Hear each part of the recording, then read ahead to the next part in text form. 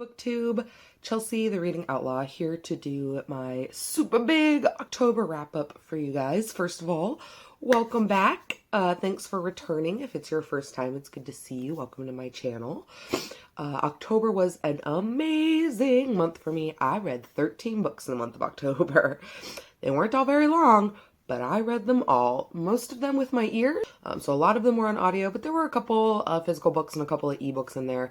So I'm just gonna hop right in so that this video is not insanely crazy long, because I have a lot of stuff to talk about. So the first thing that I finished in the month of October was The Long Walk by Richard Bachman. Richard Bachman is the pen name for Stephen King. He wrote some of his earlier works under the name Richard Bachman, and in the preface to The Long Walk, he explains that it's because he felt that the Bachman persona allowed him to write in a way that was grittier than he writes as Stephen King, which, well done, Richard Bachman. Task accomplished. I've read several Richard Bachman things this month, and they are all really offensive.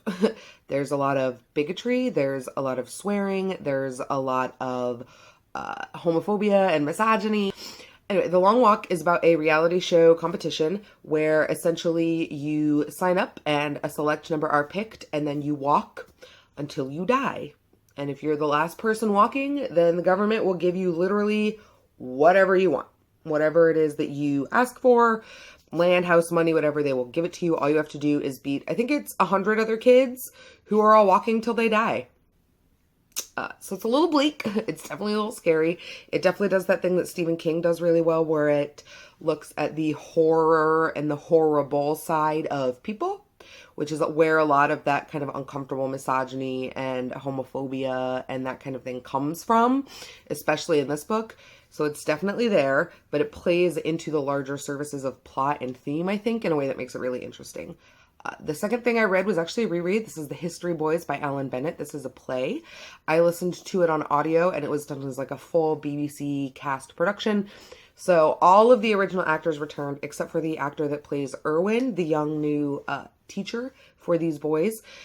For those of you who don't know, The History Boys is so super in my wheelhouse. It is about a group of, I think there are 8 of them, 8 boys who are studying for their entrance exams to Oxford and Cambridge.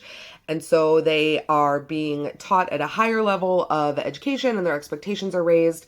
And then a new teacher is brought in to help them kind of jazz up their applications. And then you get into the larger academic context and idea of spin, basically. It's very, very interesting, but it plays out really well in The History Boys. Plus, The History Boys is basically a cast of all beautiful young adult men. So my shipping heart was sailing into the sunset of happiness. The next thing that I finished was Rosemary by Shane McGuire. I finished this right at the beginning of October, right at the end of September.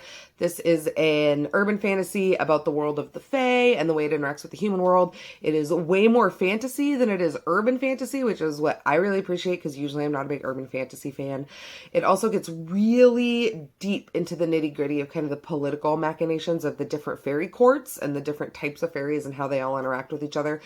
I really, really loved it, and I'm already planning on picking up the second one, probably not until after November, because November is nonfiction November, but I will be picking it up before the end of the year and making more headway in the October Day series.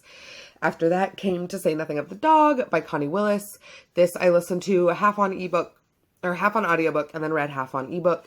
This was just delightful. It's a part of her Doomsday novel series, and it involves time travel. This is time travel back to Victorian London, and it's cute. They play croquet, and some of the characters are just completely awful in like the worst but also best way. They're just so awful. There's baby talk and English bulldogs and people falling in love and trying to save the cathedral.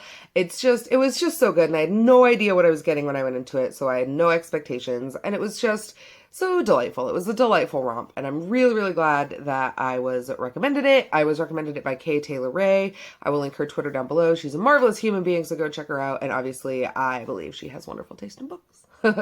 After To Say Nothing of the Dog came Thinner by Richard Bachman. I hated this book. I hated it a lot. I really only listened to it because Joe Mantegna read it.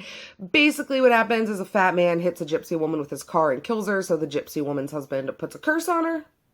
Or puts a curse on him, the guy who killed his daughter, and he starts wasting away and dying of thinness, and then some stuff happens, and there's a cursed pie. It wasn't even redeemed by the fact that Joe Mantegna read it. After that came The Fever by Megan Abbott. I also listened to this on audio. I was expecting this to be a little scarier than it was. It was definitely kind of unnerving and definitely a good book to like spur discussion and like thinking, but it wasn't really scary, and I was kind of hoping it would be.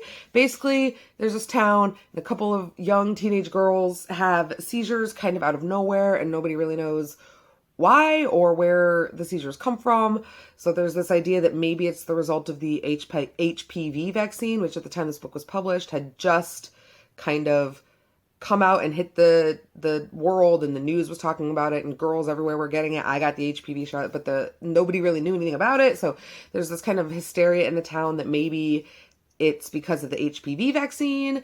Then it turns out that it's not about that at all. It's actually way more about these girls and their interactions with each other and first loves and first time having sex and social politics and all of these things that has kind of a twist at the end, but like not, so I won't spoil it for you guys, but I ended up liking it more than I thought it would. At first, I thought they were actually going to go the route of it was the HPV vaccine, and like, I'm not okay with that because vaccination fear tactic mongering is just like, I just can't even go there. But that's not what it was. They went in a different direction, so it pulled up at the end for me and ended up liking it more than I thought I would. But on the whole, I still didn't, I just think my expectations were wrong, so the book didn't sit the way I wanted it to. After that came Bradbury XIII. This is just a collection of Bradbury short stories, all of which I've read, but they were put on as radio plays, which was really, really fun to listen to. I always like radio plays or kind of like full cast productions. As always, my two favorite Bradbury short stories were in this, and that is Kaleidoscope and Dark They Were and Golden Eyed. Kaleidoscope is about a rocket that explodes, and we listen to all of the astronauts as they drift forever into the obsolescence of space and just die in space alone in the dark. And then Dark They Were and Golden Eyed is basically about the first group of colonists to land on Mars, and follows them essentially as they devolve into the Martian class. And by the end of the short story, the next wave of Earth citizens has arrived to Mars, and they meet the Martians, not knowing that the Martians were actually the first wave of Earth settlers. It's very unsettling, but very beautifully crafted. Exactly what Ray Bradbury does so well. After that came Apt Pupil by Stephen King. Absolutely the scariest book I read in the month of October, without a doubt. No serial killers, no ghosts, no possessions, nothing happens. This is about a boy who is a sociopath who finds out that one of the men in his town is an ex-Nazi, and he goes and he basically starts to blackmail and manipulate the Nazi into giving him all the horrific details about what it was like to be a Nazi commandant. And as this happens, the boy starts to devolve in his own madness, and the former Nazi begins to kind of relive his glory days, and there's murder and secrets and cover-ups, and it's absolutely disgusting. It's just gave me all the creepiness, and apparently it's a movie, so I will probably end up watching the movie, knowing me. After Apt Pupil came Hex by Thomas Old-Hoyvelt. I loved this book so much. This book managed to take that really deeply unsettling small town hysteria vibe and combine it with like the Blair Witch level, just like disturbingly creepy in the way that the witch is cast, but it then combines it with 21st century technology in a way that feels really authentic. That was the part I was worried would feel like not authentic, would feel forced, and it felt so realistic. The witch that is created, Catherine, the witch in this book, is fucking terrifying. She's fucking terrifying. Her eyes are sewn shut, her lips are sewn shut, and that is because with her eyes and her lips, she can whisper thoughts that make you, like, kill other people, kill yourself. She could just make people die spontaneously with her mind. It's terrifying. Highly recommend. If you're looking for a horror book, I highly recommend. And then the last two books I read, one was the nonfiction book I read with this month, which was The Witches, Salem 1692 by Stacy Schiff. This book was another one that was not what I thought it would be. I thought it would look much more at the Salem witch trials on a bigger picture. I'm getting into some of the causality and some of the effects of the Salem witch trials in and of themselves, but that's not really what happened. This is literally a kind of like month by month account going through exactly what happened in the Salem witch trials, which, to be fair, a lot of my knowledge from the Salem witch trials comes from The Crucible. Not accurate, although very entertaining. Good job, Arthur Miller. But so we look at how it started, where the external magistrates and judges were brought in, how it affected the surrounding townships and bigger cities like Boston.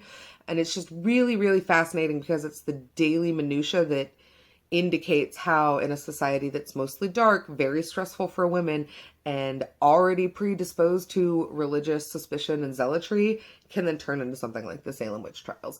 So while it didn't quite do the big picture causality breakdown that I wanted it to, I still thought it was really, really fascinating. And then the last book I read this month was one of the best books I have read in so long, because it was just so cute, and the characters were just so gay and so in love, and it was epic fantasy, and I just loved it so much. And that, of course, is Look in the Shadows by Lynn Fuelling. This is the Magical Space Pussycats book of the month. So if you want more of my thoughts, I will link that here when it is available. It probably won't be up until the first week of November, but I will come back and link it when it is ready. So I won't say too much more about it other than I loved it, I loved it, I loved it. And I'm so excited to talk to Caitlin and Elizabeth about it. The only thing I did not finish this month that I wanted to finish was It by Stephen King. And that's because this thing is huge. But I did actually make pretty good headway. I got to about page 400 and I'm really enjoying it. I'm moving through it fairly quickly for as big as it is. Usually chunkers take me a lot longer than this one is taking me. But I'm still not going to finish it in the month of October, but that's okay. I'm having fun hanging out in Derry with the Derry kids and all of the super freaky fucked up things that whatever this clown demon can do. So cheers to that. I will be carrying this over into November. It will be one of the few fiction things I read in nonfiction November, the TBR for which will be up shortly. But that's what I have read in the month of October. Let me know down below if you've read any of these, if you have thoughts on any of these, if you're going to pick any of them up now that I've mentioned them. Please feel free to let me know. That always makes me feel super happy inside. As always, you can like, subscribe, comment down below. Check me out all over social media. Everything you need is in the down bar, and I'm always here to talk books with you guys. So until next time, happy reading.